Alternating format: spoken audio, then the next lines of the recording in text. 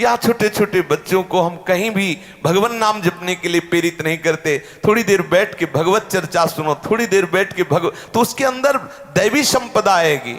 हम गंदे दृश्य दिखाएंगे, आपस में सावधानी नहीं रखेंगे, गंदी बातें करेंगे तो संस्कार बन रहे हैं, वही आगे चल करके आसुरी भाव को प्राप्त हो जाता है। बच्चों को कैसी कैसी बातें सिखाई जाती, तभी उनका जीवन अमंगलमय हो जाता है, अपवित्र हो जाता है। और ऐसा है जैसा आप संस्कार डालोगे बच्चों के ऊपर वैसे ही प्रभाव पड़ता है। ऐसे बच्चे हैं, छोटे छोटे बच्चे हैं, चतुरासी जी 50-50 पद चतुरासी जी के याद, पूरी चतुरासी जी याद है। क्यों? उनको ऐसे संस्कार मिले, उनमें रुचि हो गई।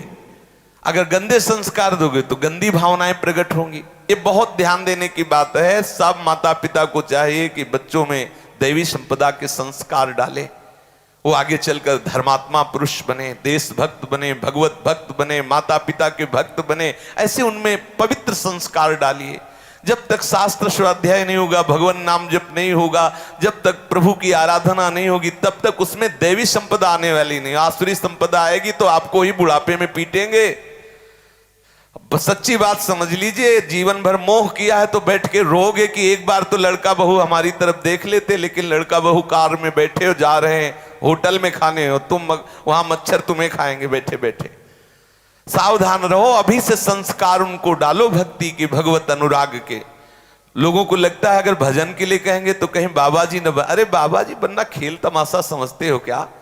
बाबा जी कोई बहुत माता पिता जब तपस्या करते हैं, कई जन्मों से करते हैं, तब उनके गर्भ से भगवत अनुरागी पैदा होते हैं।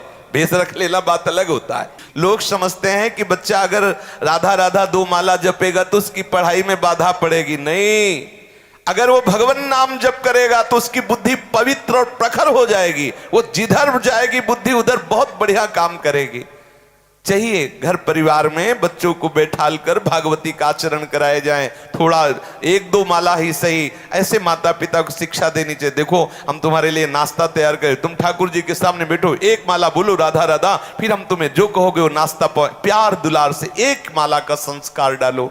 उनकी बुद्धि बहुत तीव्र और पवित्र होगी। जो जिधर लगाओगे, भाई ऊर्जा शक्ति है, जिधर लगाओगे। आप सांसारिक पढ़ाई में लगाओगे तो बहुत अच्छे विद्यार्थी बनोगे, आप संयमी बनोगे, आप जितेंद्रीय होगे, आप धर्मात्मा होगे।